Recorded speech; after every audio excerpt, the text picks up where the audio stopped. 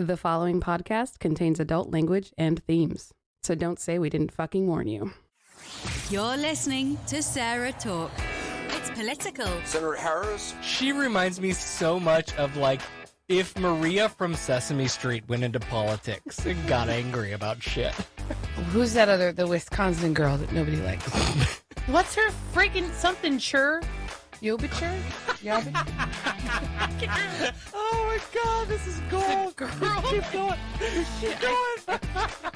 Critical. They care about the life of the unborn child, but once it's born, you know, it should pull up its little bootstraps and go get a second job and fucking take care of itself, you know? And positively LGBT positive. Look, and whenever there's someone coming after my community, they are either wearing a MAGA hat, carrying a Bible, or more often both. Oh, and occasionally completely absurd. Oh, they're shutting us down. They're deplatforming us. I do a pretty good Alex Jones voice. They're turning the frogs gay. Okay, you're sleeping in the child's room tonight because there's no way you're sleeping next to me. That is disgusting. I'm going to have nightmares.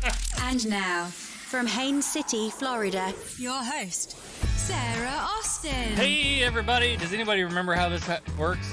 It's been such a long time since we did. Not a damn clue. Welcome to, I don't even know if that's the right episode number. Fuck, I don't know. I literally no idea. That's probably not right. It probably isn't if you didn't change it this time. Eh. Yeah. No, it's 204. Wow, I'm way behind. Oh, fuck, honey. This is what episode 204. Oh, I know why. Because the last episode Wasn't a real- It was yeah, a it wasn't a- pre-record. yeah. Yeah, got it. Hey, there you go. I fixed it. I'm so proud of you. You remembered how to Hey, do it on the thanks. fly. Yeah. Yeah, okay. Whatever. Hey, we're joined by a guest tonight. We're going to talk to Jared West, who's running for Florida House District 41. We're just going to go. Let me switch this over here. We'll bring Jared in and Yay. unmute. Hey, Jared, welcome to the show. Hi, everybody. Thank you, too, for having me. I'm very excited. Absolutely. Hey, let's start with, Sorry, I got an itch. you're so fired. You know, my normal first question is, so tell me a little about yourself. But there's an article out on the internet that is, I am a 30-year-old gay progressive running to flip a red district. And I think that says everything you need to know. That's the best. That's the best intro. I love it. I'm here for that. So yes, tell us a little bit about you and what you're all about. Well, I'm a 30-year-old male. I'm a 30-year-old gay male, progressive, running to flip red district. My name's Jared. I live in Davenport, which is in 41. 41 is Winter Haven, Haines City, Davenport areas. I'm running against someone named Sam Killebrew, who in the last election didn't have an opponent.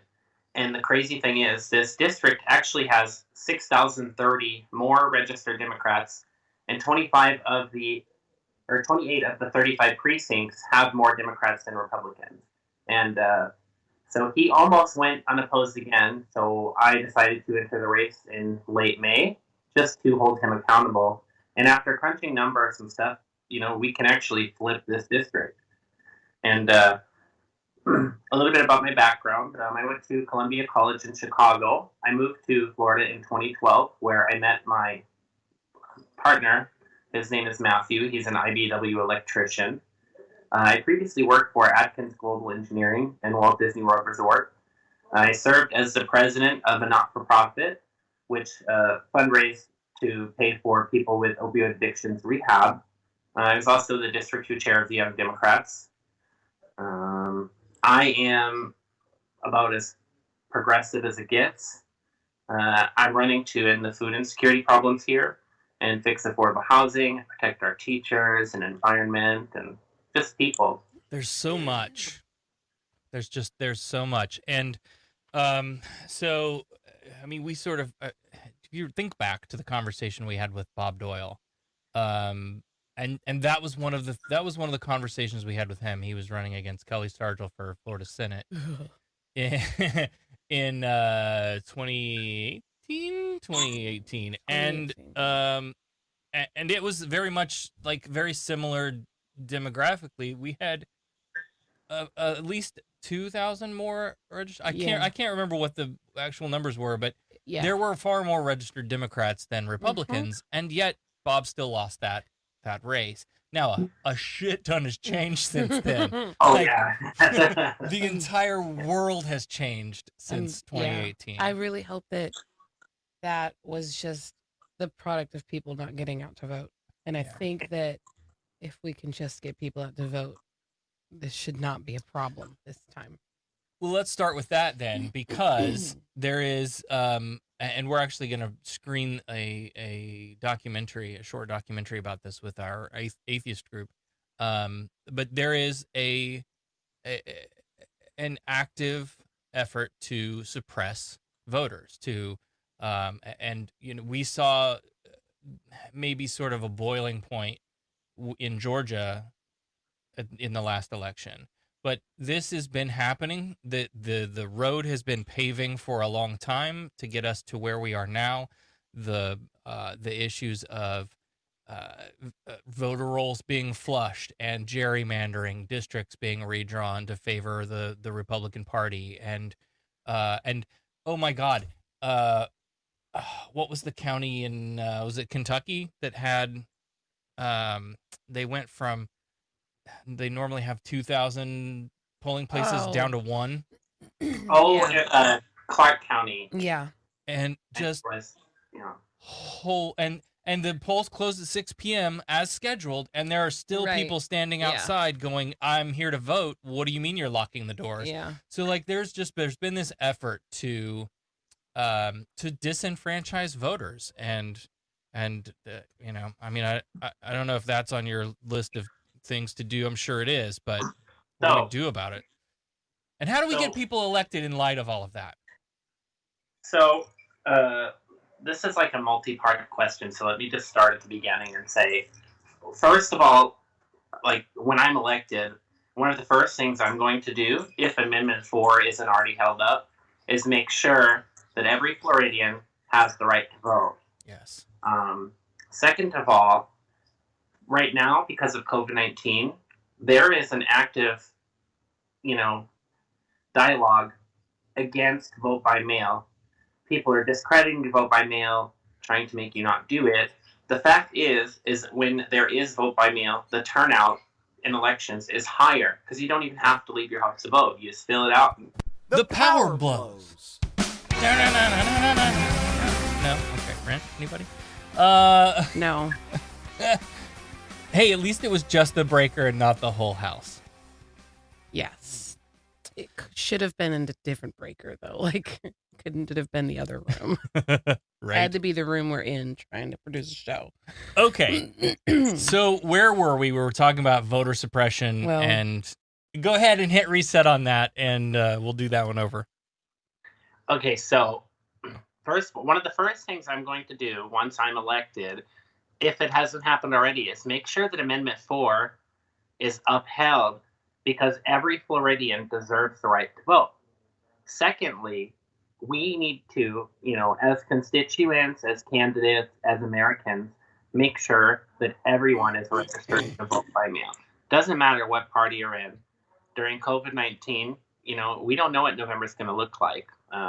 Like right now, for example, we had the highest reported number of cases in Florida ever. So I was just seeing a graphic like right before we went live that we have a higher 1 day count. The 1 day increase that just happened is higher than any single day that New York had through like their whole outbreak. It's very scary, but so when everyone participates in vote by mail, the turnout is much higher, and that's why people like Donald Trump are saying, vote by mail is a fraud. People like Donald Trump who voted by mail. Mike Pence voted by mail. But they don't want people to vote by mail because the more people that participate, the more Republicans lose. Yep. And this election is so important because redistricting is happening. And so my seat, for example, like I said, we have 6,030 more Democrats. 28 of the 35 precincts have more Democrats. We can flip this seat. If we get 14 seats, that flips the state house Democrat. And a lot of them are very much like mine because the work the party has been doing to register people to vote. And the I-4 corridor, Polk County, Hillsborough, Orange, etc., we are going to be deciding who the next president is. So it's really important everyone is registered to vote and that they participate. Yeah. And in a census year, like, make sure you've done the census. Get counted. Mm-hmm. Let's talk a little bit more about that in all of my tabs closed, about that sort of the makeup here in Florida. Right, we've been trending Republican for far too long. So I have a list of all the representatives who have any part of Polk County, right? And one of them is like just this tiny little corner up in Northwest Polk, where like out in rural nowhere land where nobody lives, right? But hey, you're still representing Polk, so and it's just R down the list, and that frustrates me for a lot of things. Like one of the challenges I have is just simple stuff, and I don't know if this is a generational thing. I don't say anything, but but like, know how a Facebook works, know how a Twitter works. Like, don't just rely on the cookie cutter reply from your email inbox when a constituent sends you a message to say, hey, this is an issue that I'm interested in, I care about, I want to talk to you, I'm trying to convey something to you that I want you to know my position on. And your opponent is one of those that very often is just the standard cookie cutter auto reply. Thank you for your message. I value all Floridians, blah, blah, blah, Blah, blah, blah. And then there's never any more to that. And I tend to see that. I don't know if that's I don't know what demographic that I can blame on that, or what the Venn diagram of demographics is.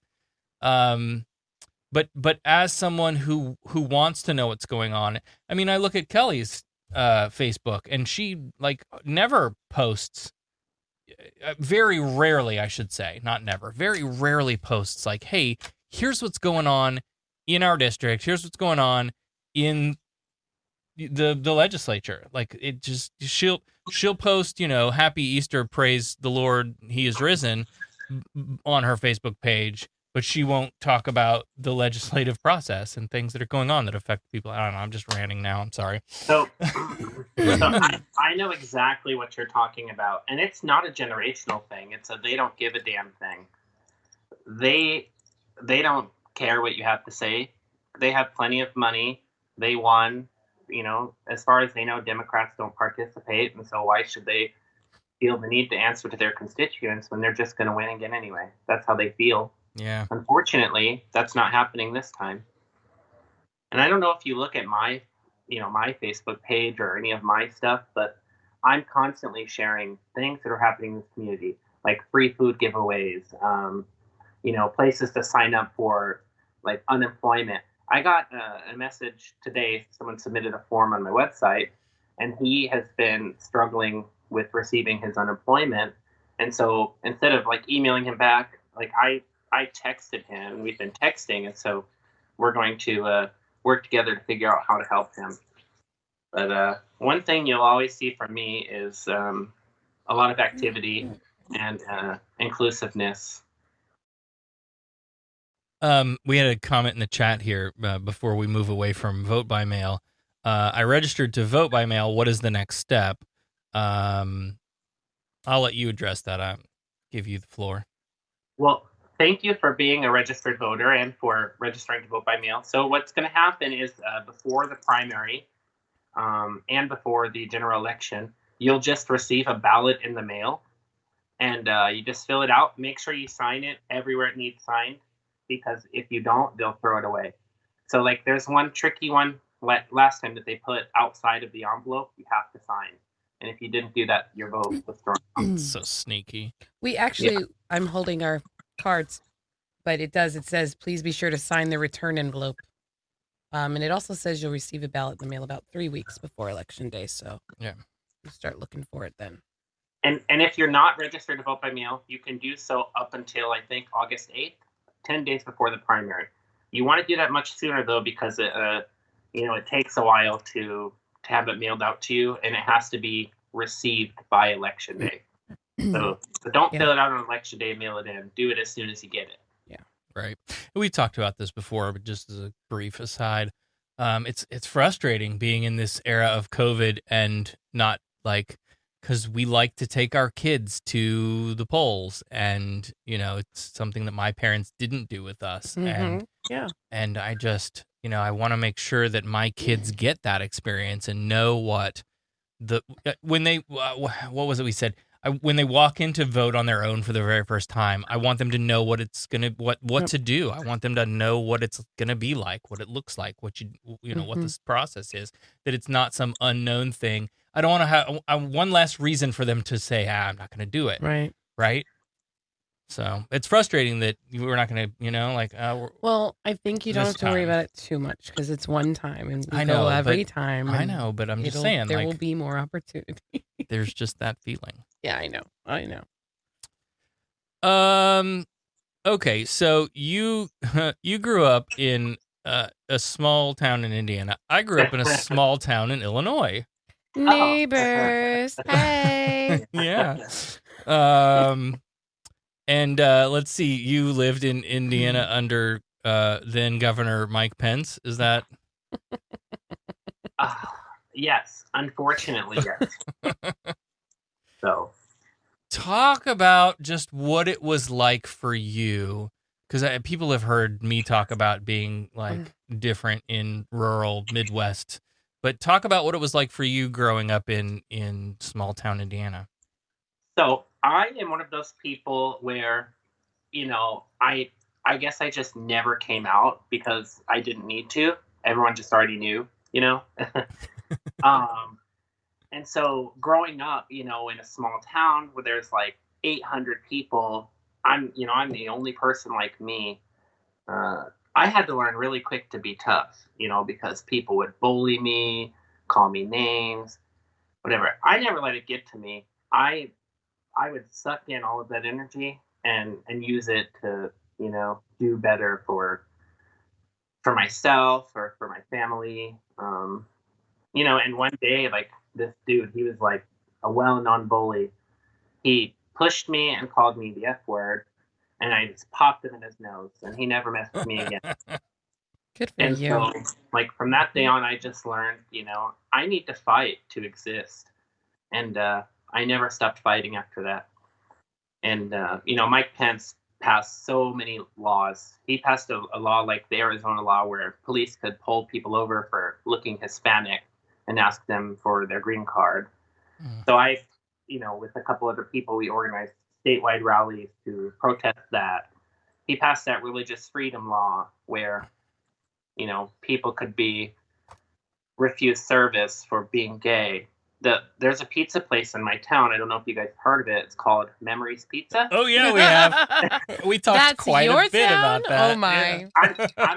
I'm the only openly gay guy from that town, to my knowledge. Wow. The girl Crystal, who is on the news, I went to school with her. She's a heinous, evil person, and I'm so glad they're out of business now.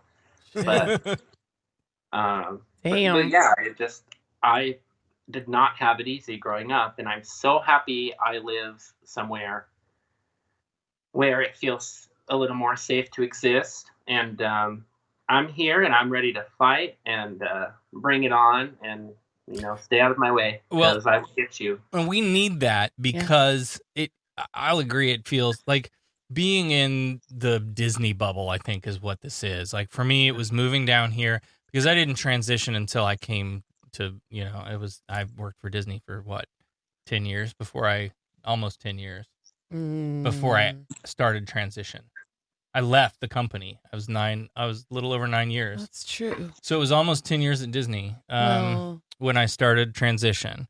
And Yeah. then, but it was like, it was moving down here and being in that, like, I mean, man, I'm from bumfuck Illinois, where it's white people in cornfields, as just as far as you can see.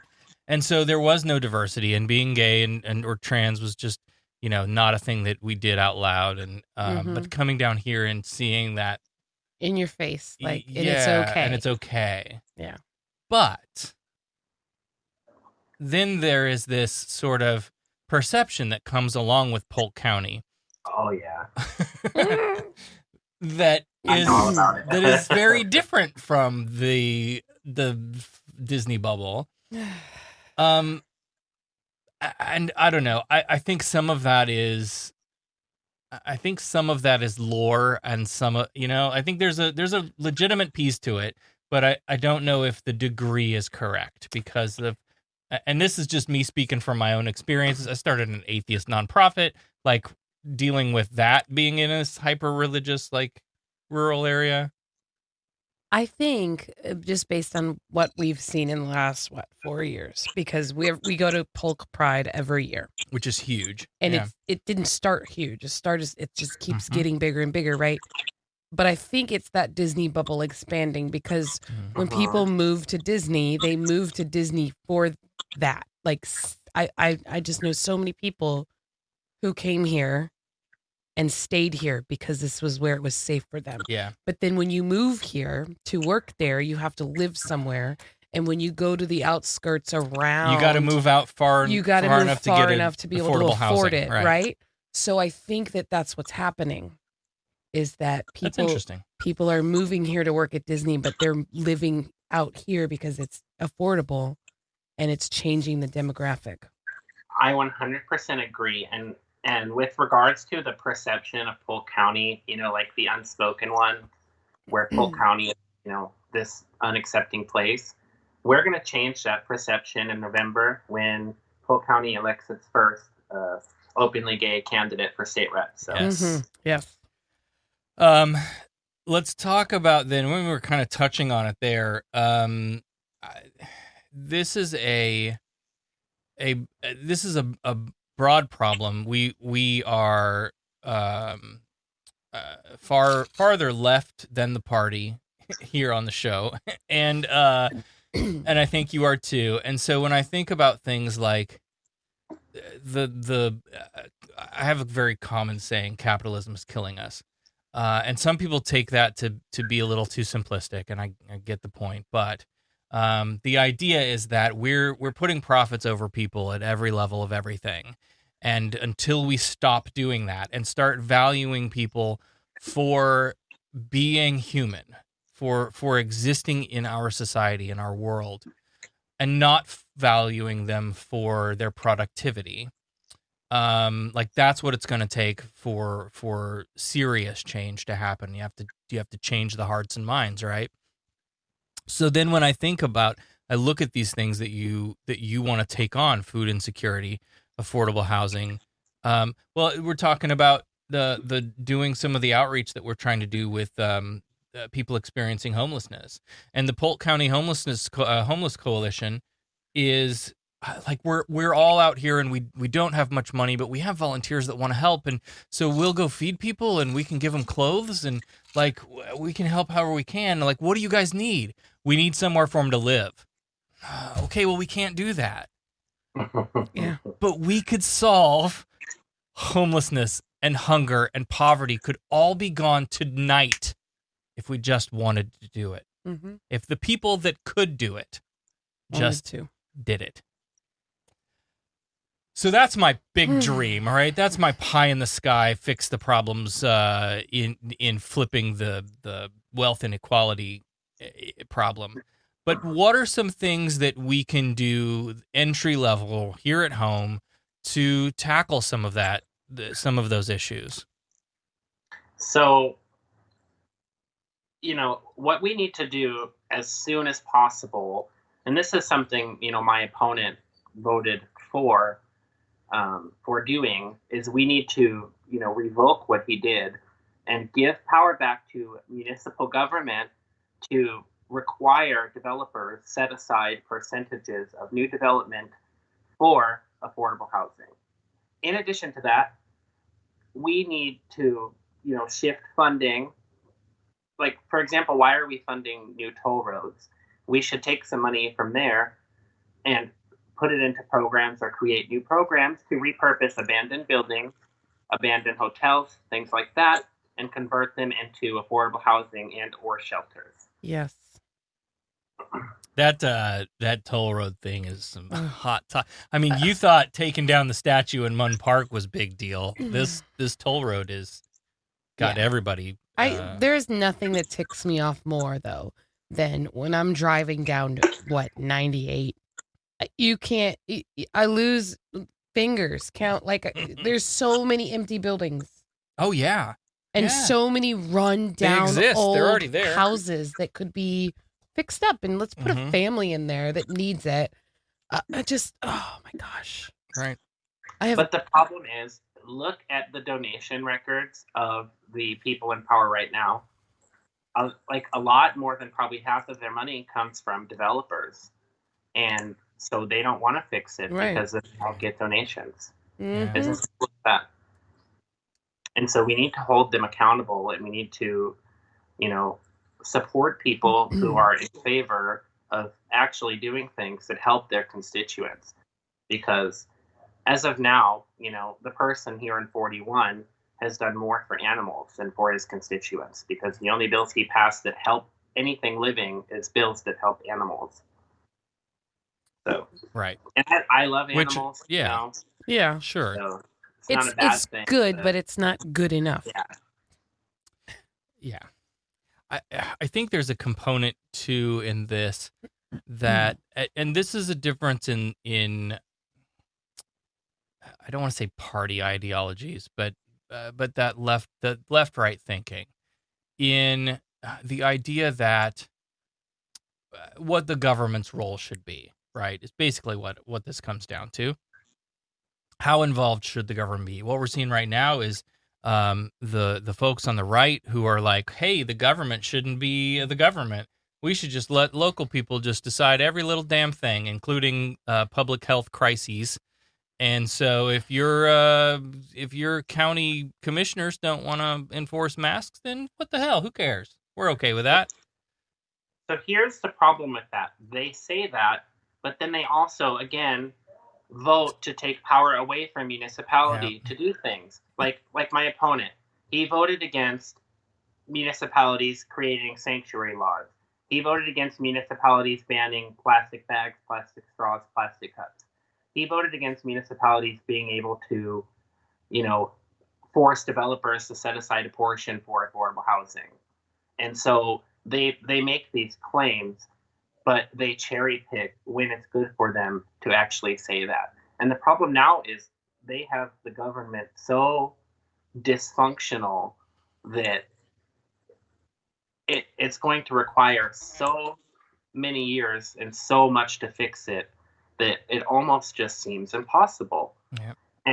And what it comes down to is that they're setting it up so that they can, just keep making more and more money and just, sucking the souls and money from, people like us who work hourly jobs and struggle to get by. So it's what's crazy to me is the idea that that people are so easily bamboozled.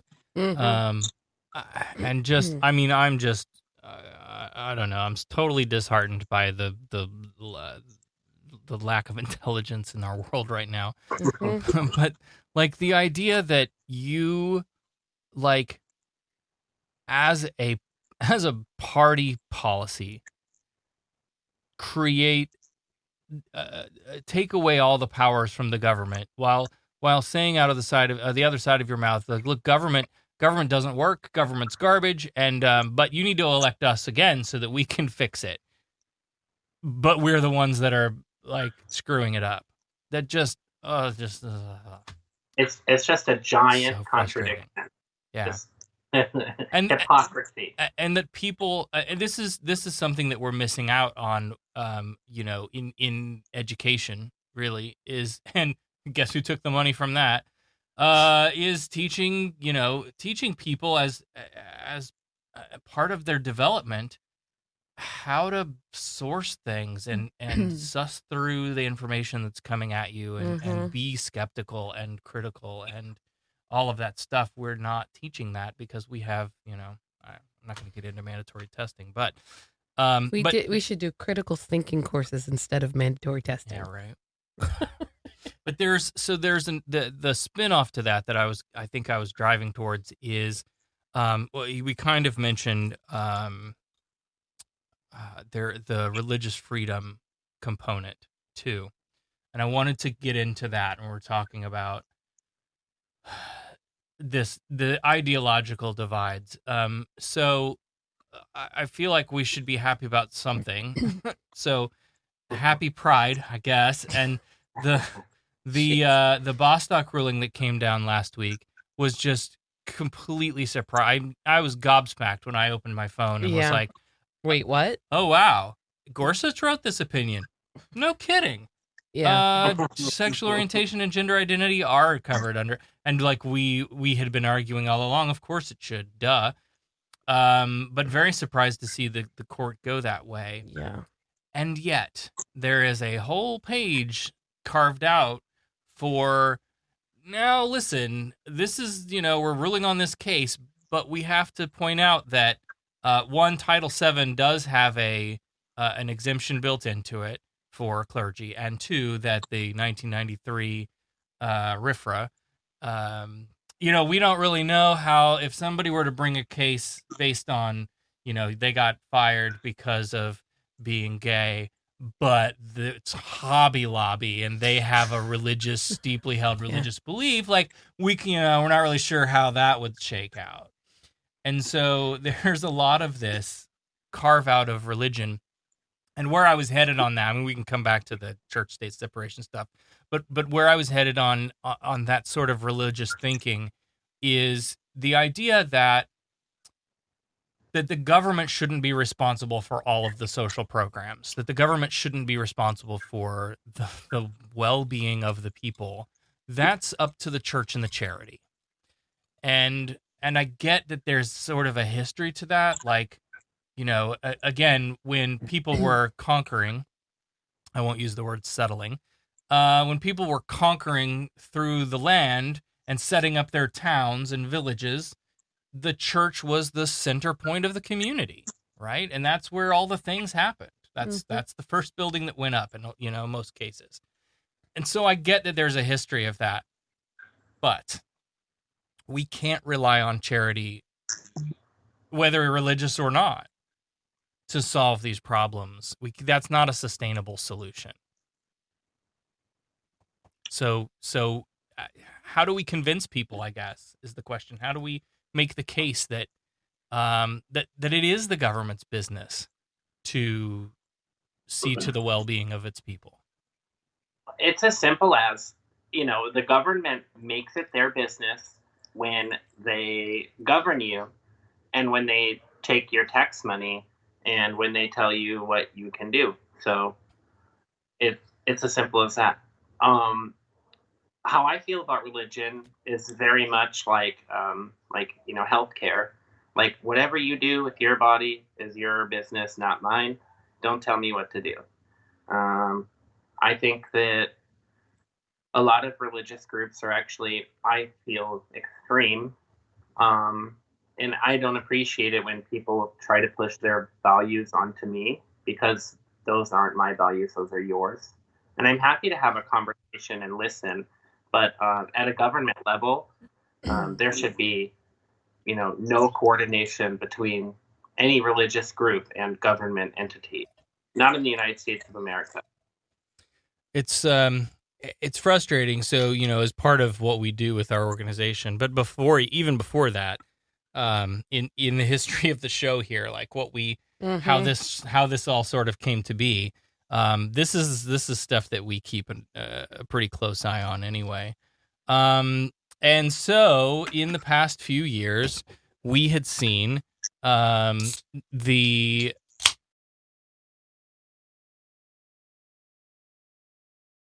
I'm not going to get the years right, so I'm not even going to try. In the wake of the Parkland shooting, we had the In God We Trust Display Act, to put In God We Trust in our schools, National Motto Display Act, that went up and passed because the filer of the bill in the House pushed this narrative that we need to put God back in our schools, and that's going to make things better. And it passed. And then she had also filed a bill that would basically it reinforced federal rights that already exist, in that, like, students can express religion in coursework, and they can pray on their own time, as long as it doesn't interfere with the classes and that kind of stuff. They can wear shirts with religious messaging or whatever. That is granted to them federally. That law would have copied it down to the states, but this particular representative was standing around with banners saying, put prayer back in school. And then the last 2 years, she filed a bill that would require all public high schools in the state to offer an elective course studying the Old and New Testaments of the Bible. And when Anna Eskamani challenged her on this and said, would you be open to a friendly amendment to add the Quran as an option too, that we could study? Would you be okay with that? And she said, absolutely not. Definitely not. So there's this, I'm not going to go into my Project Blitz rants because people are real tired of hearing it, but we can talk offline about Project Blitz. But there's an organized effort to sort of change the narrative that we're a Christian nation and enshrine this stuff into law. And so that's stuff that we're on the watch for and that we're concerned about, because it is entangling church and state. And so I'm not really asking questions tonight. I'm just going on rants and hoping that you agree with me. I guess. I don't know. Such a bad. I will answer that. So, well, I agree with you, and I think that, again, this is the Republicans cherry picking, like, what they feel is right or wrong should be the rule of the land. And to me, it's just absurd to try and force something upon someone who, you know what I mean? Imagine, for example, say that, I tried to pass a law that before the Pledge of Allegiance, we need to hail the flying spaghetti monster. Right. It's the same thing. It's ridiculous, and religion has so is no the Pledge of Allegiance. But sorry, that's God. Where religion belongs in churches, and where churches, belong doing is paying taxes. So there you go. Yeah. I try to make the argument that, like, man, if we could just get more religious, and it's a minority, it really is. It's a minority of the Christians. That's it's Christian nationalists. I'm gonna start taking Andrew's advice and stop calling them the religious right, because it's not. It's Christian nationalists. It's these people that believe that to be American is to be Christian, to be Christian is to be American. That these identities are identical and intertwined. They're a small dying breed too. But they just have so much freaking power. How do we get them all infected with corona? Oh, stop. That's terrible. Yeah, don't do that. Yeah, that's how dare you? Well, I treat Serious. Christians.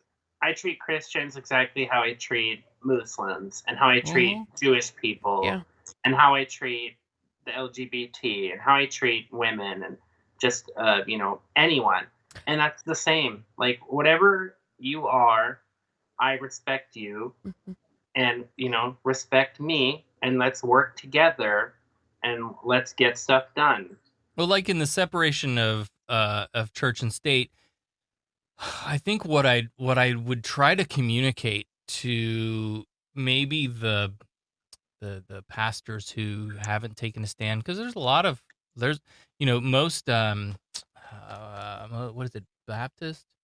That if now whether they do this in practice or not, but you go on their website and look at their statement of faith. It talks about separation of church and state. But the idea that like if you're a pastor of a church, you don't want the government in your business. No. So if we can get together and agree that you don't want the government in your business, I don't want your religion in the business of my government, and can we agree on that? Right. That's the starting block. You can have your religion. You can go to church. You can say your prayers. You can read your Bible. Whatever you want. Right. It's hard. But, it's hard because we see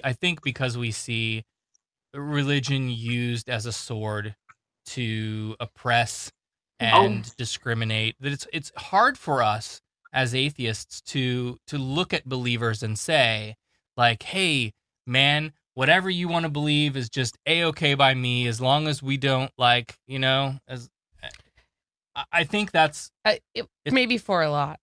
Yeah. I think there's some of us that can sure separate that, like, I mean, I can look at a person and see them for their value and think that their beliefs are bullshit. Right. As long as your beliefs aren't hurting me, right, we're good.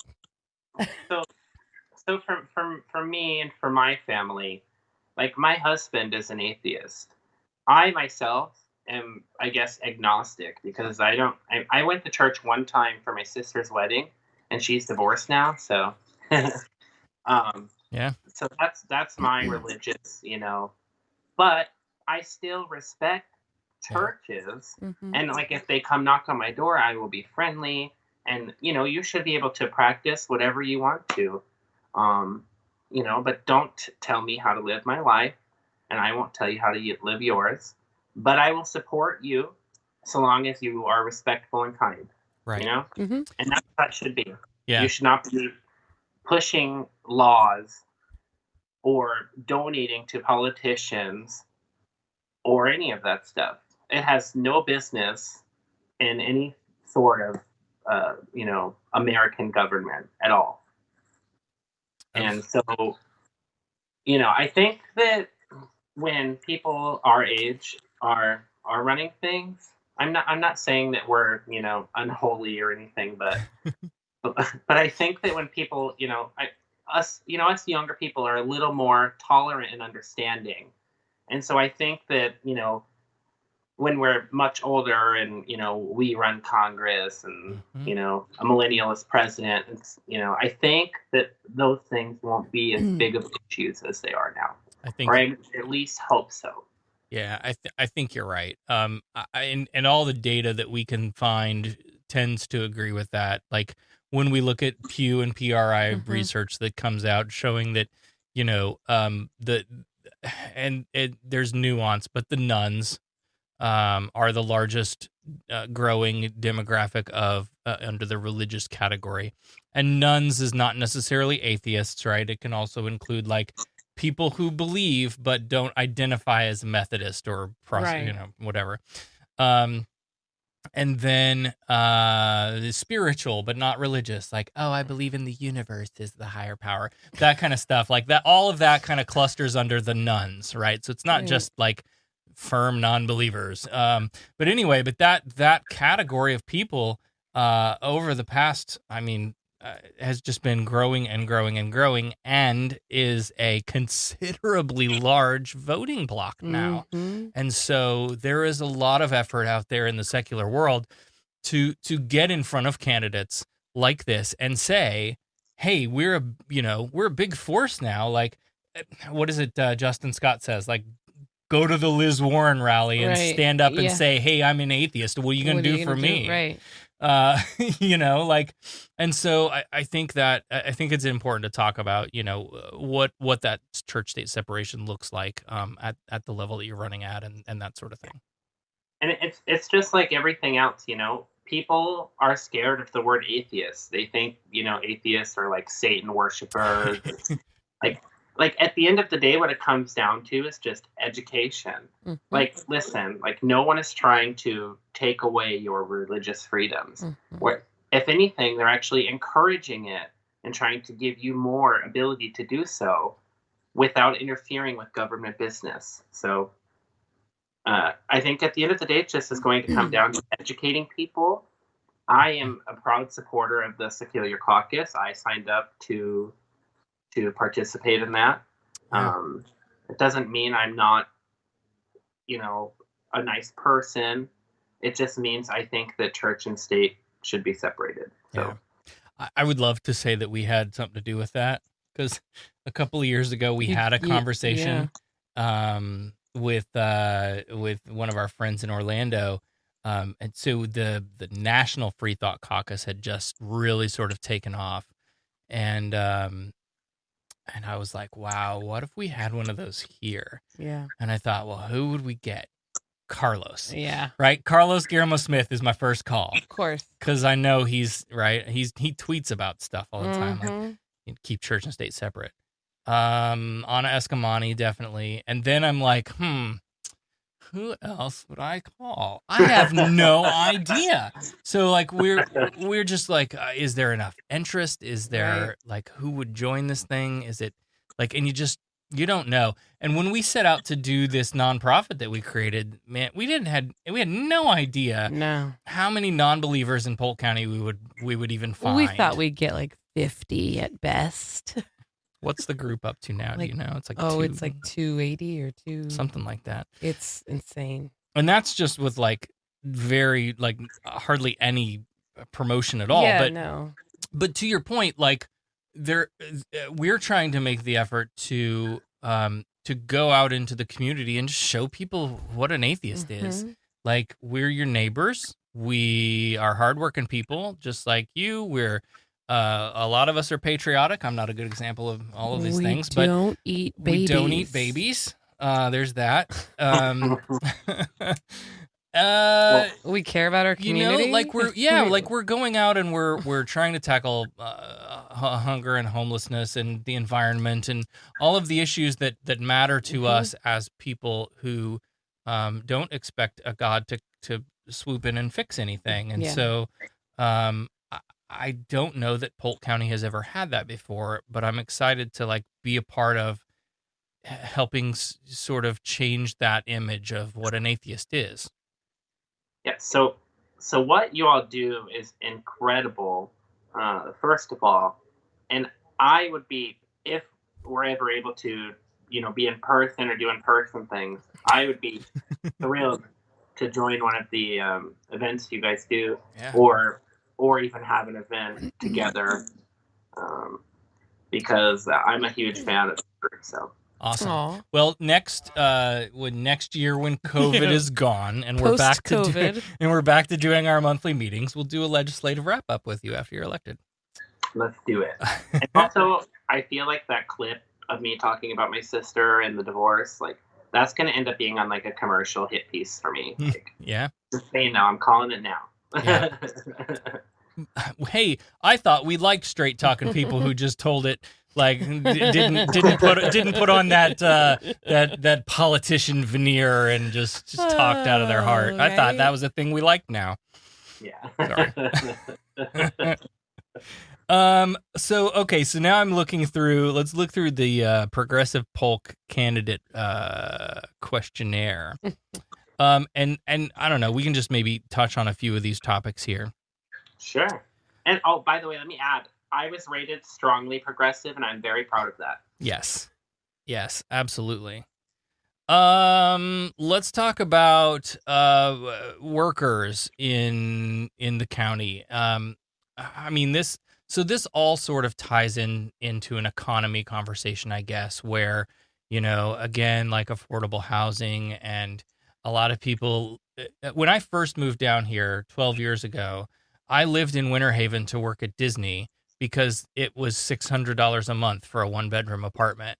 And if you wanted a 1-bedroom apartment anywhere near work, I mean, it's $1,000 for a 1-bedroom apartment, easy. Like, you can't make that working at Disney unless you work 9,000 hours a week. So we just didn't know what to expect, and then but ultimately the wear and tear on the vehicle and the time and the drive and all of that stuff, the traffic, it didn't balance out. But but we're looking at kind of overall the wealth gap. We're looking at, you know, wages haven't kept up with inflation. We're looking at, there's just so many things economically going on. What do you want to do about it?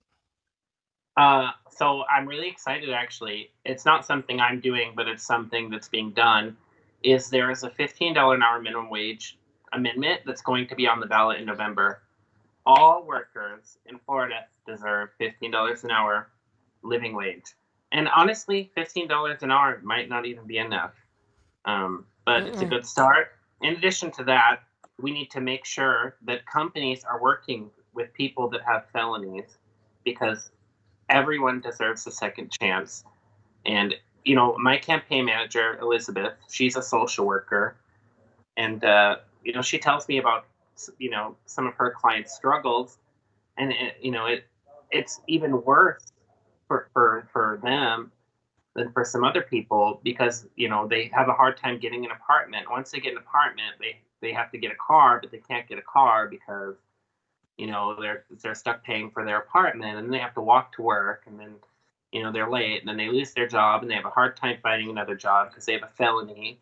It's just, you know, it's just a vicious cycle. And how it's set up right now is, you know, everyone is not getting ahead. And to make matters worse now, your health insurance is linked to your job, and everyone's furloughed. And now you're on you know, people are on unemployment, or they lost their jobs. They don't have insurance during the middle of a pandemic. And it's just, for lack of better words, fucked up. Yeah. So we need to, you know, they all go hand in hand. The affordable housing, the wages, the food insecurity. It all roots down to the fact that people are not making enough money.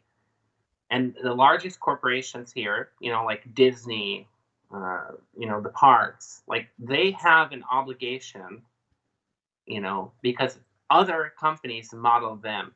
So we need to call on those companies to work with people with felonies, to raise their wages and treat their employees better, so then other companies will do it to stay competitive. Yep.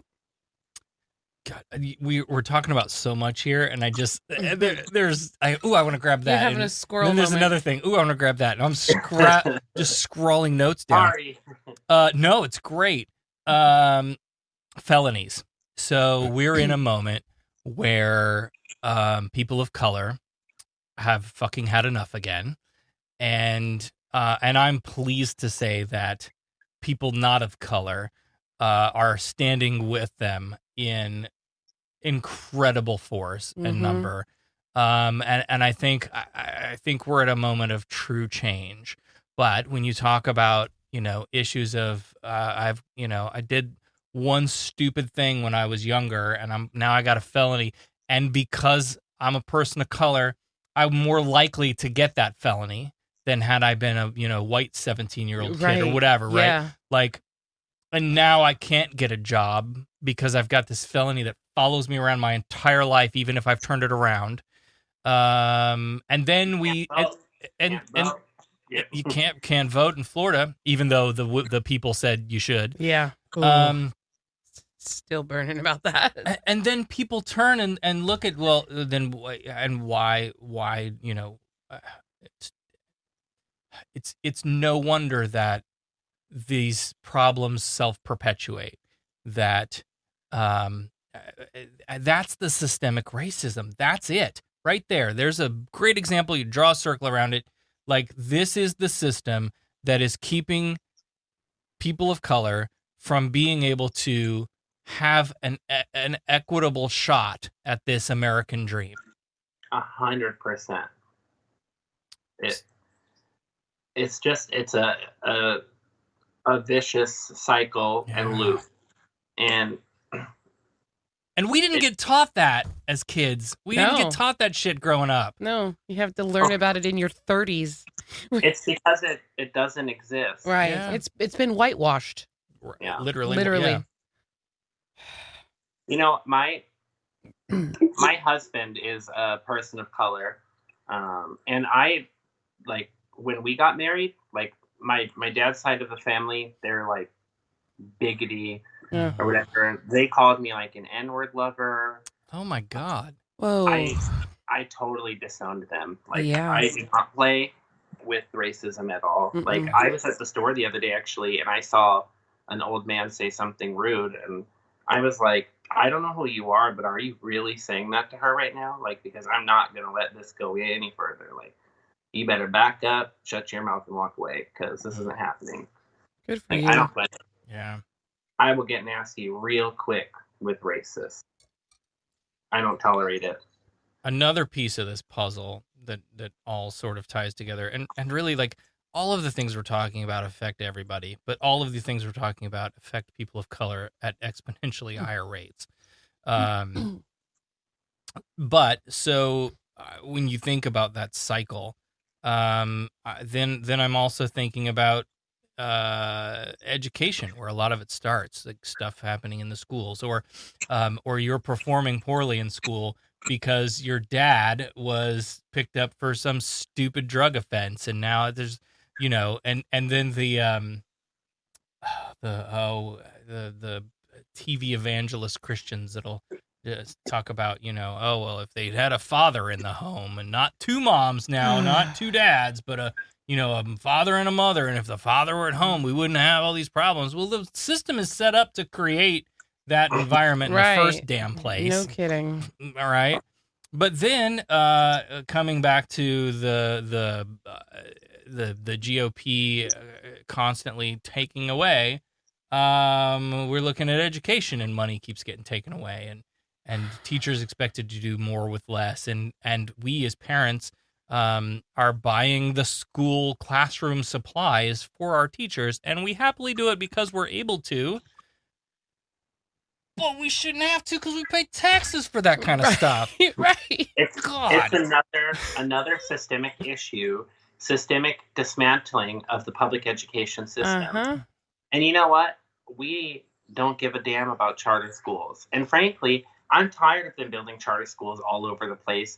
For example, on Poinciana Boulevard, in the middle of the only road besides a toll road in and out of Poinciana, they're going to put up a charter school and make that road a school zone, and then make the other schools have less resources because all the parents want to move their kids to the charter schools, and then the other schools start to, underperform because they have less funding and they have more strict rules to follow. And so it's just, it's just another thing where they're trying to privatize something and take away from, they're shifting taxpayer money into private business. And Scott Maxwell at the Orlando Sentinel has done some excellent reporting on this topic. A very, very high percentage of those private schools that this tax money keeps getting shifted to happen to be religious schools, private religious schools. And so here we are now, intermingling church and state again. And despite the Blaine Amendment that our state has, and the Constitution, but so there is this effort there again to just take this money and give it to these private schools at the expense of public education. And what frustrates me about that is that, again, this is another one of those, I don't know, maybe the needs of the many sort of arguments, but like, do we have an individualism problem? Is that what this is? Are we just to this rugged individualism bullshit? Is that like, I want every kid to, in the same way that I want every kid to be able to have a meal before bed tonight and have a bed to sleep in tonight, I want every kid to have a good education. And it means you put money into the public schools, and like everything else we've talked about today so far, your wants and needs are falling on deaf ears to your elected officials. So they don't care. So it's unfortunate, and I don't even know what to say about it. Like, it pisses me off, and that's exactly why I'm running. So yes, we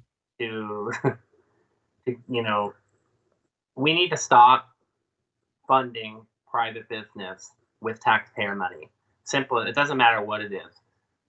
private business, toll road companies, school companies. Taxpayer money should not be going into any private business unless they are selling, the government a service or contracting with the government for something.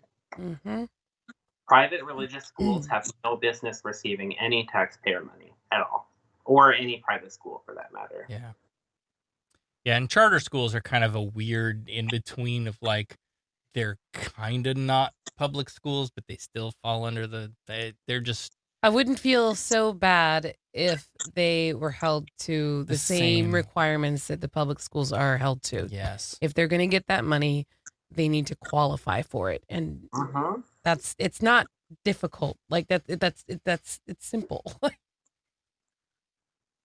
Yeah. The charter schools screw over the public schools because they, like you said, they have different standards, and then they perform better. And so then the student, all their parents want kids at an A school. They want their kids to go to a good school, so they move their kids, and then the schools get less money. It's just another vicious cycle. Yeah. I don't know that much conversation needs to be had here. Let's pass the Equality Act already. Right. There. That one's frustrating because, again, like this is one of those like the push-pull of the government's role and local home rule, and because there have been efforts by local municipalities or city county ordinances to protect GSRM people in society, in the communities, and then those get like overruled at the state level. No, you can't have cities can't have their own ordinances about that are more what like So we're back to this again. Yeah. They only like home rule when it works for them. Mm-hmm. This goes back to them taking away, the ability to force development to have a certain percent for affordable housing, or banning plastic straws.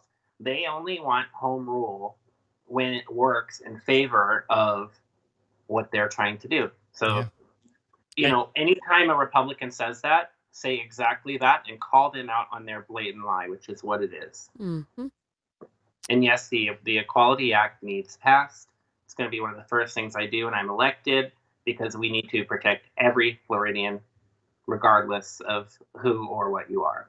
Yeah, like I'm thankful and hopeful at the Supreme Court ruling on Title VII, but like these people have proven to us that a Supreme Court ruling is not. You can't rely on that necessarily, especially when the argument at that all along had been, look, hey, if in 1964 they meant gay people should have rights, then they would have written gay and right. Race, religion, creed, gay people, but they didn't. So it's the textual historical, criticism. And so the argument was like, well, fine, have Congress go back in and write in gender identity and sexual orientation. Well, guess who can't get that done because of all of the other things that we've talked about tonight that set up those conditions where we can't get those things done. So you know what you say to that argument? Okay, well, if that's how it is, then what about Roe versus Wade? Why are you trying to pass additional laws with regards to, healthcare for people with uteruses? Mm-hmm. So, throw that in their face. Like, oh, but the Supreme Court ruling. Okay, Roe versus Wade. You're lying again. You're just trying to self-serve. Yeah. Like, that's what I'm going to do every day when I'm elected in the State House. They're going to hate me because every time they lie, I'm going to call them out. Yeah. Yeah. Can I just point out that I love how you said people with uteruses? Yes. That's beautiful. Yes. Absolutely. Hey, this is a crazy idea I've had for a while, and I pitch it to everybody that'll listen, and so I might as well pitch it to you. Hold on tight. Here we go. If I were going to update the building codes in the state of Florida, the Sunshine State, all new buildings would be required to have solar on them. Is that crazy? Maybe I'm oversimplifying it, like all new buildings, right? Okay, let's build a new school. Yeah, it should power itself. Like, imagine what they could do. You're going to build a hotel. Extra, it should power itself. And I know that this is so much of like corporate interests that are, getting in the way of this, but we're the Sunshine State, for Christ's sake. We should be like... we should be the leader, and people should be coming to Florida to see how we do solar. Yeah. So, again, you know how I said earlier, take a look at the people in power, look at their donations. Mm-hmm. Half of them are from developers. The other half is from fossil Duke fuel. Energy. So. Yeah. Oh, sorry. I didn't mean to name any of them specifically, but well, I will not be taking any donations from anyone that's works with fossil fuel or power company. I think they're predatory. I think I'm endorsed by the Environmental Caucus of Florida. We need to immediately begin shifting towards 100% renewable energy. Yes. In addition to that, we need to be protecting our waterways, our aquifer, our oceans. We don't need any more offshore drilling. We don't need any more fracking. We need renewable energy now. Yeah, we don't need any more red tide. Mm. Like every time you turn around, there's just it's just another example of how we've screwed up. What is it, Nestle, that's trying to come in and these people. Oh yeah, they're draining that spring, right? Yeah. And then the last topic on my list, at least, and then we can just kind of spitfire whatever you want to talk about to wrap up. Maybe to bring us back to some challenges that we're trying to overcome right now with Black Lives Matter and policing in America and policing here. You're not a fan of Grady Judd, and we're not either. And and the stand your ground laws and our love of like that good old boy. I like to refer to Grady as like Wild Wild West sheriff. Like he's just like he's the law, and y'all are gonna just do what Grady said. So there's that plays into that sort of the perception of Polk that's out there in the world too. I mean, this guy gets in front of a camera anytime he can, and he has a national platform, and he uses it for the most vile, disgusting things imaginable. And like I said, when November comes around, we're going to shift that perception when Polk County elects its first openly gay state rep. So, but in terms of the Black Lives Matter movement, we need state level law requiring every police officer to wear a body camera. Yes. We need state law requiring set guidelines to hold people who commit misconduct accountable immediately. Mm-hmm. And we need set laws for better training. Like, our police should not be militarized. Yeah. They're supposed to protect and serve us, not keep us in check. We should be keeping them in check. And we need to shift some of that money. I'm not saying defund the police, but we should shift some of the money towards like their military style equipment to training and ethics and making sure that these people who have all of these weapons know how to use them, know how to respond to calls. For example, your car breaks down on the side of the road at night. You call the police officer. Why do they have their gun pointed at you? Like, no, that is not okay. And that crosses this line we have here. And by the way, I hate guns. Same. I'm a Mom's Demand Action Gun Sense candidate. But that's another conversation. But I hate guns and I hate weapons. And I think our police should have a lot less weapons and a lot more love. and we need to be paying for them to learn that. And if they don't want to learn it, then they should find a new job. There's a really good series called The Norden. I don't know if you've seen any of this. I'll send you a link later, but if you haven't. But they take like a New York City police officer and send him over to Norway, and like they and then they come back here and sort of experience what policing is like in each other's worlds. And the one scene that really like sticks in my mind is when at a traffic stop, the U.S. cop, you know, gets out of the patrol car. There's all of this procedure, gun on the hip, hand on the holster, ready to go. You walk up to the vehicle. He puts his hand on the back of on the trunk, and then he walks around and he like shines the flashlight and he does all the things. And then afterwards they talk about it, and the guy was like, "Why did you do all that stuff? Like what?" And he was like, "Oh, well, you got to like push down on the trunk because there might be somebody in there that's going to jump out and get you." And it's just this whole like crazy mentality of that we've baked into policing here. And like in Norway, their gun is locked in the car and they have to call dispatch to get approval to pull it out. And they better have a damn good reason to do it too, you know? And then they come up and they just open the car door and everybody's used to it. Everybody's okay with it. It's not like, "Oh, my freedoms, you touched my car. How dare you open my car door?" But like, look, with the car door open, I can see what you're doing. I don't need to do all of this. Like everybody is a threat. Everybody's going to kill me tonight while I'm on my shift thing. I don't have to do that because it's just a whole different way of looking at policing. Yep. And the other part of that is if we take care of the mental health and the healthcare and the happiness and the job satisfaction and all the other things that make a person happy and whole, if those needs are being met, crime goes down. You don't need all that stuff. Yeah. Well, along with training, you need mental health for those officers. They need to be monitored. They need to, you know, like it's not. It's not just happening with guns and with police, though. It happens in jail too. Like my own family, my husband, his cousin, his name was Max Gracia. This happened in Orlando in 2015. He was a black male walking.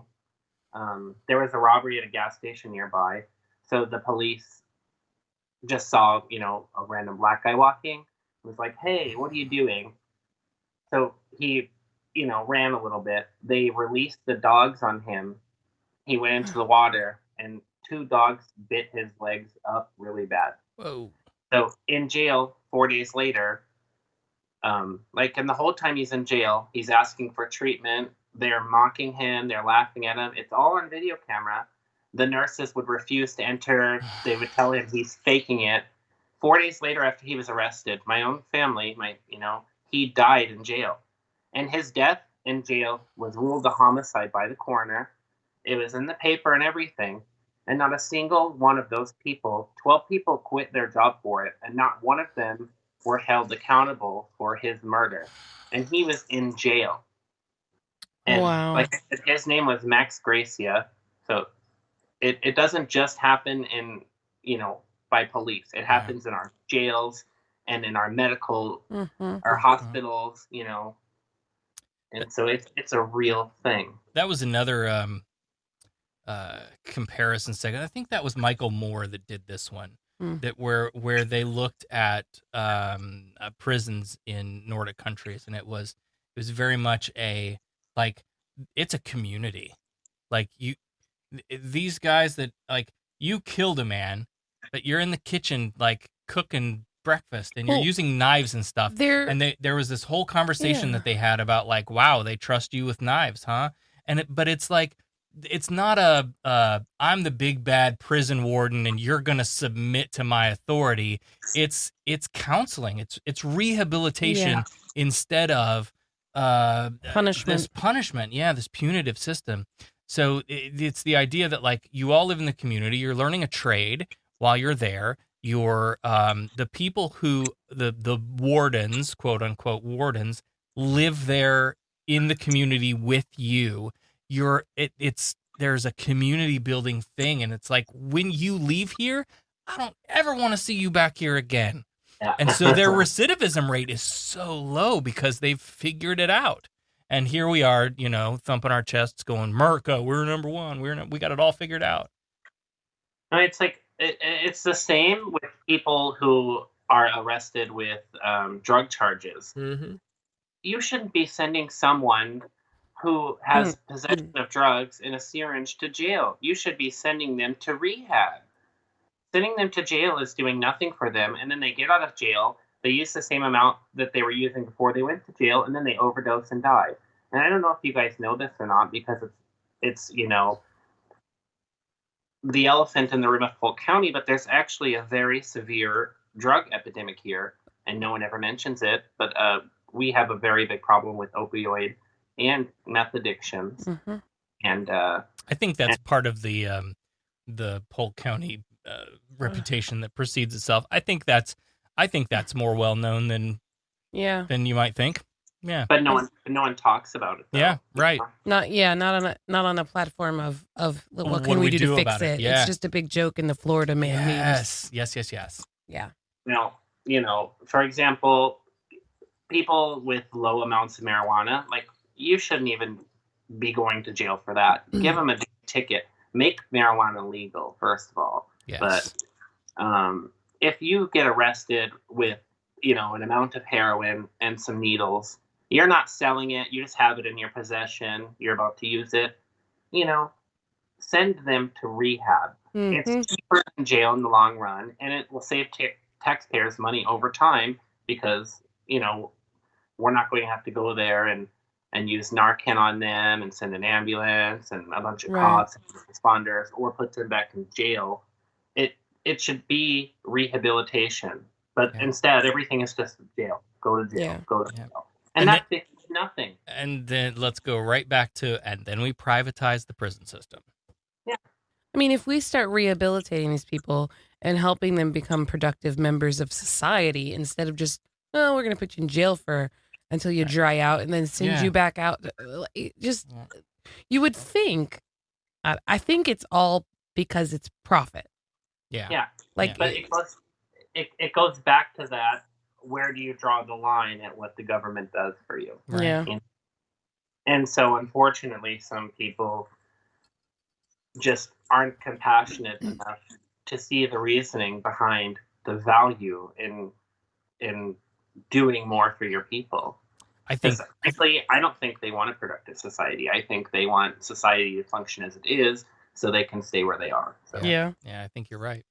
You look at what's going on right now with the whole COVID thing and people not wearing masks and all of this craziness and the denial of science, and it's just, there's so much lack of empathy baked into it. So much of it is just a selfish, greedy lack of compassion and empathy, and it's that bothers me, and that comes back to the whole, we need to be taking care of the whole person, and we're not.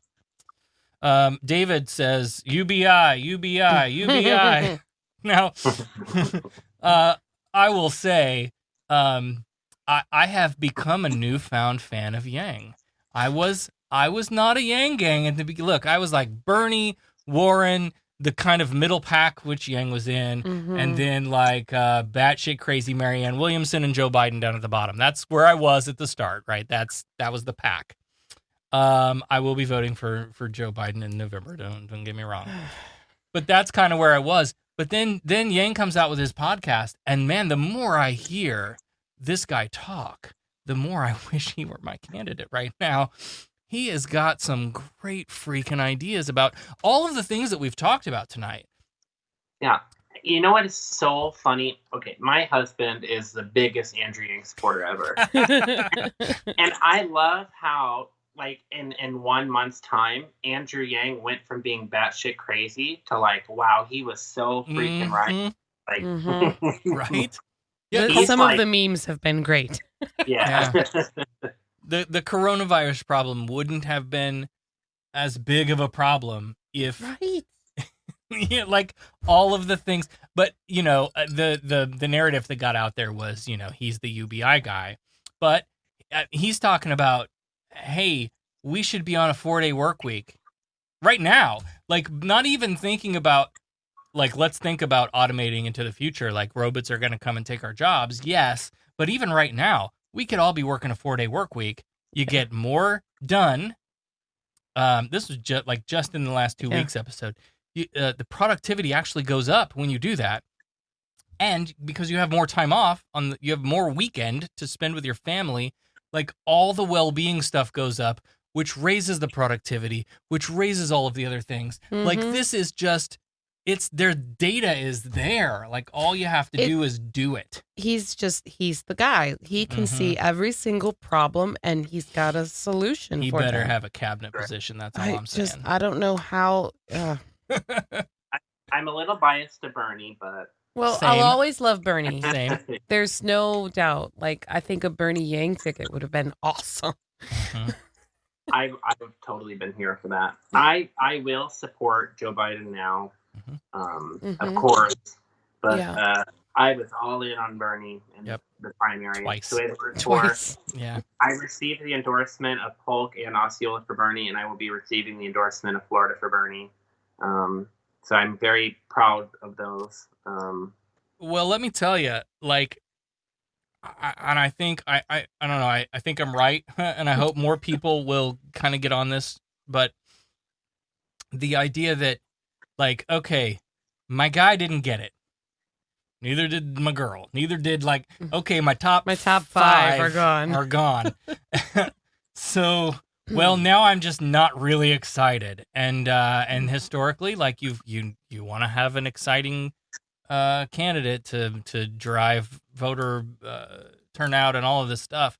So, like, okay, great, but so much more things that impact your daily life don't happen in the White House. They happen at local levels. And so, yeah. And so if I can't get excited about Joe, I'll vote for him. Obviously, the bus. Have you heard the bus analogy?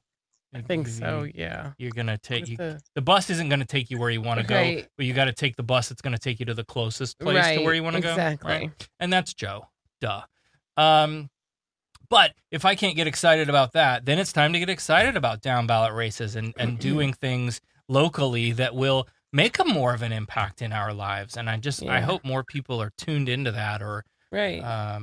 Well, there's so much locally that if it doesn't matter what happens in the White House, if you got somebody in your local like seats that isn't doing for you what you want, like, so it's very important. Well, we've got, like Sam Killebrew, I'll name him, I guess.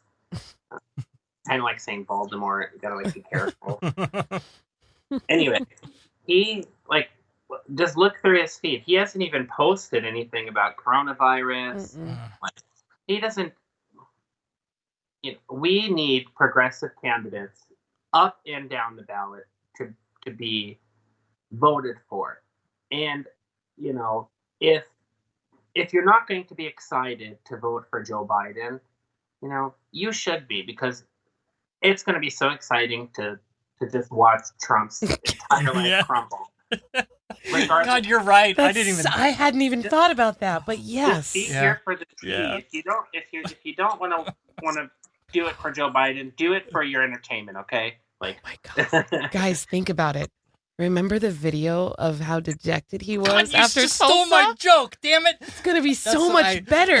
I was getting ready to say, if you loved the walk of shame. Well, get out of my... You have to play that song. What's that song? Only Time by Enya. Oh, yes. Yes. Like the final election results come in, and then it plays that song, and then it's like all of so his makeup just starts to melt off. Oh my God. I think it's just so damn hard to see that because of how literally on fire the world is around us. Like, so I appreciate you saying that, because I needed to hear that. That's and I the know light somebody at the else end of did the too. tunnel. Yeah. That's a good do one. Do it for the tea. You don't want to do it for Biden, do it for dinner. Right? And for us down ballot candidates that need your vote, that are truly progressive. Yes. Well, and that's the other thing that, that gets lost in the news cycle and the shuffle is that if you're pissed off about the party and the direction that it's going, get involved in the party, one, and two, vote for local races that reflect your values, because there's a proving grounds. There's sort of the ladder of secession that is a lot of people start out locally before they end up in larger races. But in addition to that, it shows there's a proof of concept in that it shows like, hey, voters will turn out for this stuff that they're passionate about. At a local, if we do it at the local level, that sends the signal like, hey, you need to move in this direction because that's where your voters are. Yeah, vote, keep voting, run for something, encourage a friend to run. Volunteer, participate, become a precinct committee person, whatever your comfort level is with becoming involved, even if it's only voting, but keep voting because on a local level, that's where the actual difference is made. So, most of the time. Let's give you the final word then. We had a really good conversation tonight. I think we touched on a whole bunch of stuff, but if there's anything we didn't get to, I think that call to action's good, but final thoughts? I actually really enjoyed this. I'm sweating because I got so mad talking about stuff. I hope I have won your vote. You are in my district, so I hope I've won your vote. Yeah. If anyone has any questions, please feel free to reach out to me on my Facebook page. I will message you back. It will not be a cookie cutter. Thank you. Go to my website, jaredforflorida.com. A little bit about me. My favorite band is Radiohead. Nice. My favorite artist is probably SZA or Janelle Monáe. I don't know, one of those two. It's a toss-up. Ask me like one day it's one, another. The point is I'm human. I am just like everyone else. I am not a millionaire. I don't own a horse farm with 4 houses on it, unfortunately, because if I did, I'd probably just keep to myself. But,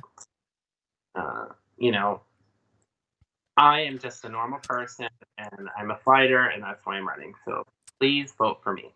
Awesome. Well, I appreciate you taking some time to chat with us and get to know you a little bit better. I absolutely love what you stand for and what you're doing. And so if there's anything we can do to, help signal boost and get the message out, we'll absolutely do it. Yeah. I'm super down. And once I'm elected, you should have me back because this was actually really fun. So yeah. Hell, before that. Right. Whenever you want. No big deal. We're cool. All right. Well, hey, have a good night and enjoy that peach cobbler we're not going to get any of. And I forgot about it. Right. Thank you all. All right. We'll talk to you again soon. Bye. Thanks, Jared. Bye. All right. Jared West. That was great. Oh, I went to the wrong camera. Hey, that was fun. I liked that. That was great. Nice guy. Yeah, absolutely. JaredWest4Florida.com. FOR. Spell it out. JaredWest4Florida.com. Just a couple of comments I'm going to go back to before we wrap it up. Then we should probably talk about, we'll take it to 10 o'clock and see. So let's see. We get Andrew Yang for Secretary of Labor. Yeah. Secretary of something that has to do with the workforce and, or finances or whatever. Like, he definitely needs to be at a cabinet level position. Yeah, he does. Because he's on it.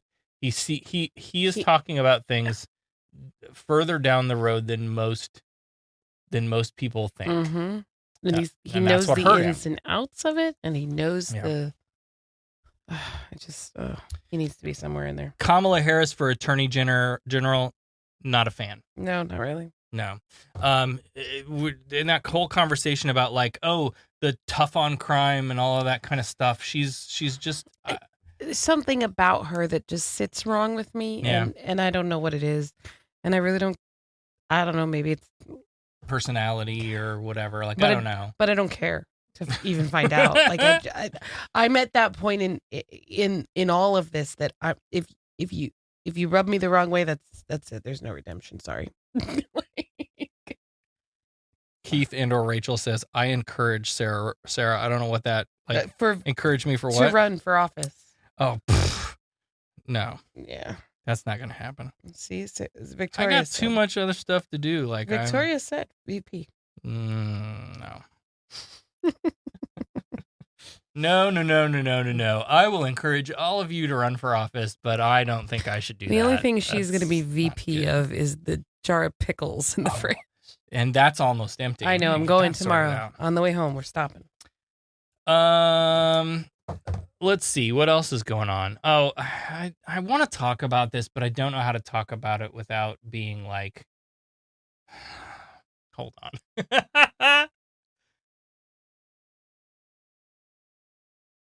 Should I talk about that? I don't know.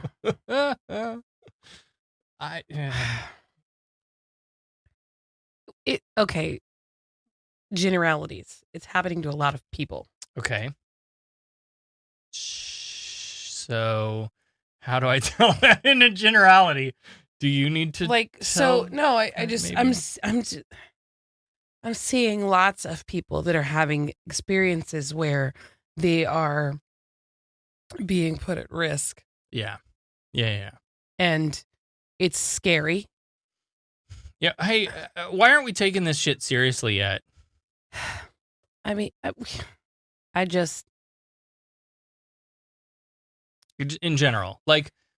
I don't know. We just had an almost 9,000 case spike after a 5,000 case spike. Right. And the governor's response is, oh, well, bars stop selling alcohol. Yeah, right? Like, what the fuck? That's not even, like, yeah, okay, fine. Yeah, contact tracing is saying that a lot of these cases are originating at bars. Great, fine. Shut the bars down. Yeah. Don't tell them they can't sell alcohol. Shut them down. Shut the state down. Tell Disney, shut it down. You know, make masks mandatory. Don't leave it up to the counties. Make masks mandatory. And if masks are mandatory and somebody is not wearing a mask, show them the door. Or better yet, don't let them in the door in the first place. Yeah. I would. Okay, so I go grocery shopping on the weekend because Sarah's home and she can stay with the kids and I don't have to bring them and expose all of us. Right. And I go and I have my bottle of hand sanitizer and I have my baby wipes and my, because you can't get Lysol wipes anywhere. Right. And I've got my mask and I go into the store, get my stuff, and I'm walking around and I'm like, why the fuck aren't these fucking fuckwads not wearing masks? It's not hard. Yeah. It's not hard. And I don't get it. Just wear the fucking mask. Yeah. That's all. Yeah. It's not like I'm asking you to, there's so many things that are more uncomfortable than a mask. Point in case. Have you ever seen somebody with a ventilator? Yeah.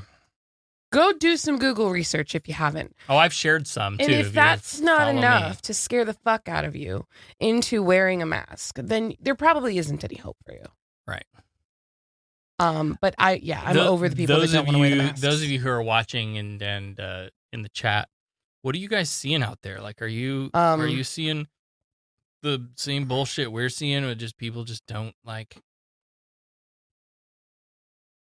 Mama says we won't let our clients in the salon if they don't have a mask on. Good. Period. Yeah. Good. Thank you. And even then, like, let me just say, like, as an organization, we were looking at, like, okay, the we didn't flatten the fucking curve. No. We opened too early, and the graph just went crazy. It didn't even go down. So what do we do, right? Right. As an organization, the state's not going to shut down.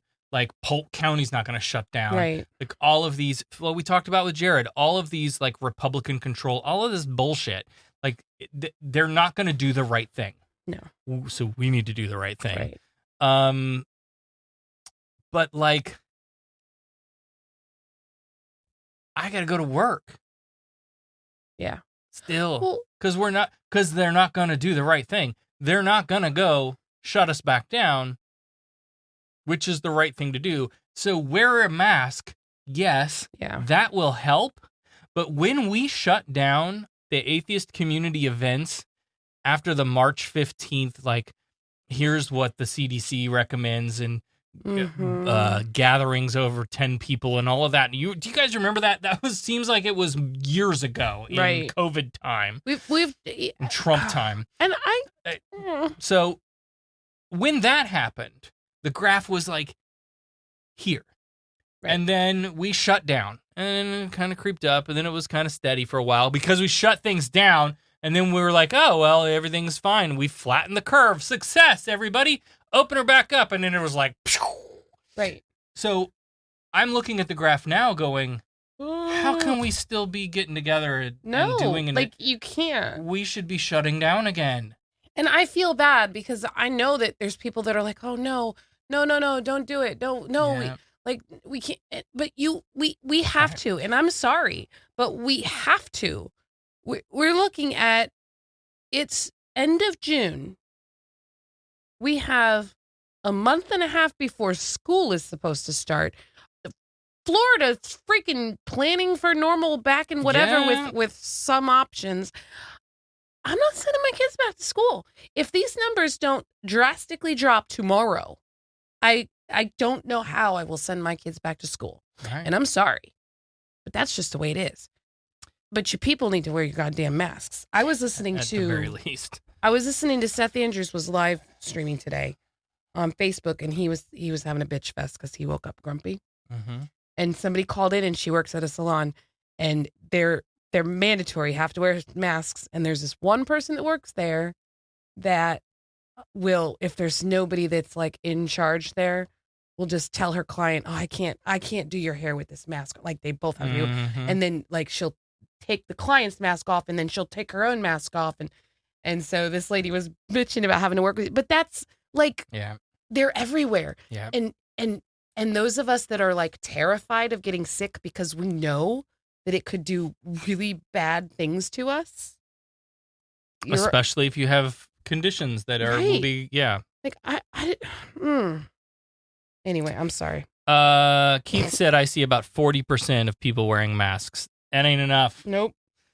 Victoria says Washington Governor Jay Inslee just made masks mandatory statewide, like all states should. Sure. But you're not going to see that in the South, and you're not going to see that in most red states. Yeah. Because this is all a hoax. This is all just, the media has just made this thing out to be more than it. It's just the flu. Mm. It's no big deal. Like,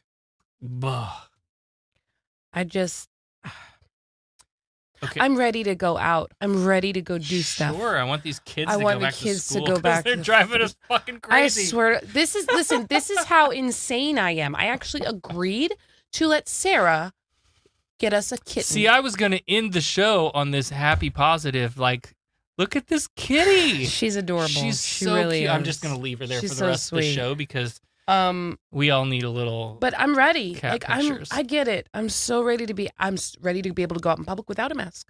Yeah. But you know what I'm ready for more than any of that? To live through the rest of the year without getting sick. Right. Without having to go to the hospital. Without having to worry that one of us is going to get so sick from this that we're going to die or worse. Yeah.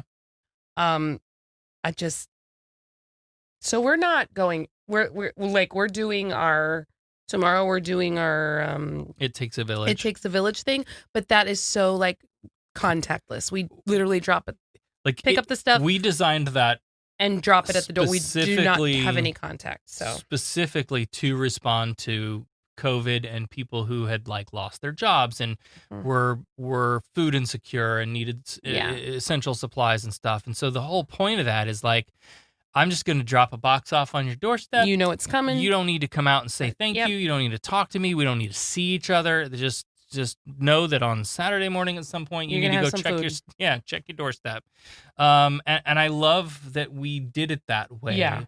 Because that means we can continue to do it that way. We can continue, yes, because right now we're looking at the graph, and if we hadn't done it that way, we'd be looking at shutting down. Yeah.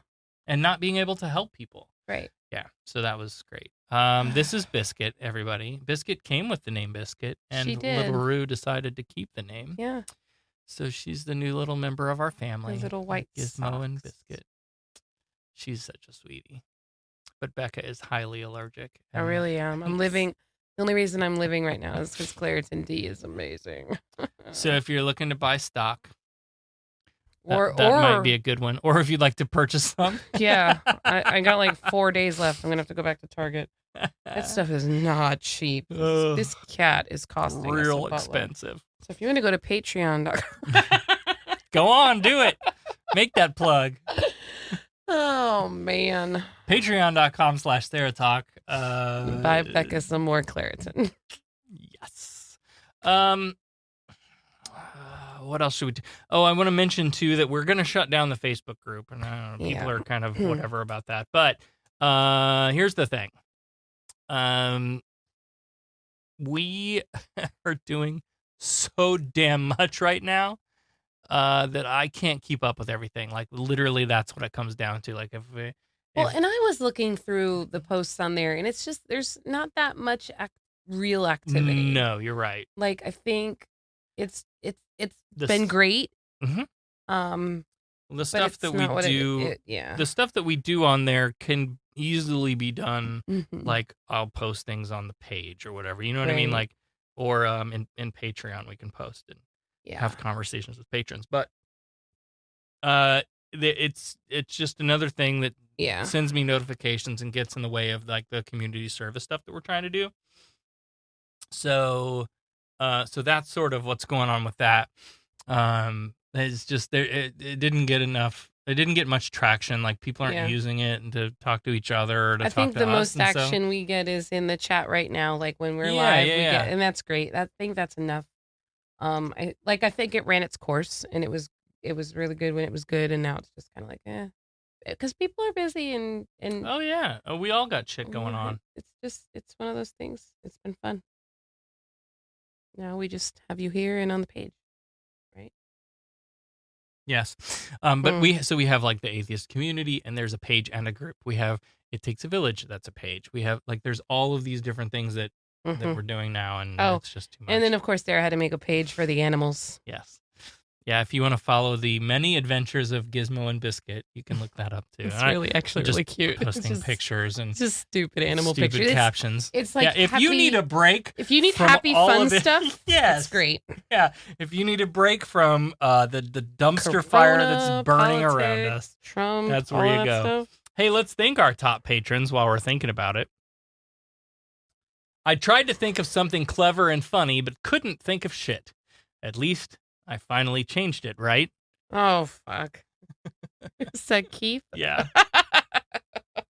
Love it. And John's is still, my coworkers bark at the UPS person. Oh, my gosh. And your brother needs to fix his card or whatever. That's a good question. Wait, Victoria says, will we still get notifications when the show starts? Does it go on the page? Yes, because the page, if it broadcasts from the page. Yeah, if you're following the page, you will. So make sure you go to the page and make sure you're following the page. Yes, that won't change at all. Okay. Really, honestly, look, this is what the group was doing. We would do a show like this, and I would edit it and post and put it all together and then upload it and publish it out to all the places. Mm-hmm. And part of that would be I would post on the SarahTalk page, here's a link to the episode, and then I would share that to the group. It was it was a duplication of the page. Yeah. Right. And maybe a more private place for people to have discussions that weren't happening. But they weren't happening. Really. So that's all. So, and hey, look, if it's at a consolidation. if at some point that their interest grows back, whatever, we'll revisit it. This thing has been, look, if you've been around from the beginning, first of all, if you've been around from the beginning, I want to hear from you. Seriously. Because that's some stuff. That's 204 episodes. That's a long damn time. And hey, wait, there's a podcast anniversary coming up. There is. I saw that on the calendar. I did too. When is that? Oh, it's on Tuesday. Well, we'll say happy anniversary now because we won't do a show before Tuesday. So this is the show before Tuesday. Happy show anniversary. So the June 30th is the podcast anniversary. We started in 2015. I can't believe it's been that long. I know. So, yep, there's that. If I'll give you a plug too, if you're not paying attention, if you're not following the Free Thought in Florida show, I'm doing more over there now too. I just did a show with Andrew Seidel from the Freedom from Religion Foundation. That was a really good interview. Amazing interview. I love Andrew. He's great. Yeah, you love his hair. I love his and hair, his dreamy eyes, and his butt. and his butt. No, he is definitely eye candy, but he's very intelligent and he has a way with making you think about things. Like, where are you gonna? He has a way with what now? Making you think about things No, that you maybe not. He's just very intelligent. I just like listening to smart people talk. I'm sorry. Don't kink shame. Oh, that was so good. Yeah. I also talked to Phil Session, who's a really big like activist and community service guy in the atheist movement in Texas, and then we've been interviewing people talking about the It Takes a Village program that we do. Kathy Robinson Pickett was a really good interview with the work that she does. She's so amazing. With the pads that they make, the handmade pads that they make to take to Africa that are reusable. So good. Just oh man, so much stuff that's happening over there that's really good. If you want to follow that, it's really good content. Free Thought in Florida, and now it's not just on YouTube; it's now on a podcast thing too. So you can search up Free Thought in Florida in your podcast app and subscribe to that if you want to. And if you were wondering, those are much more professional than this whatever we do here. But if you're wondering why this show has been so sporadic, it's because there's been so much going on in that world that it's just between that and like just life. And I painted almost the whole damn house on my staycation. You've got 2 rooms left out of a 4-bedroom house. I love it. Yeah, we'll get it done. It looks so good. Oh my gosh, guys. So what do you say we get out of here? I'm ready. I'm so tired. I'm about to crash. I am too, and we have to get up and do the It Takes a Village thing in do. the morning. So, so there you go. That's the show for this week, and I don't know. We'll be back at some point, maybe next week, maybe the week after. I don't really know. But hey, we love you. We miss you. Wash your hands. Wear your masks. You've been listening to Sarah Talk. Sarah Talk is made possible by listener support. Visit patreon.com/SarahTalk to become a patron and help keep this program going. Contact Sarah and Company by email at producer@sarahtalk.com or call 224-40-SARAH. That's 224-407-2724. And follow us on social media, facebook.com/SarahTalkRadio and on Twitter @SarahTalkRadio. The opinions and information provided on this show are intended for entertainment purposes only. All opinions are solely that of the hosts and their guests. We make no representations as to accuracy, completeness, timeliness, or validity of any information and will not be liable for any errors or damages. Sarah Talk is a production of Sarah Austin Media.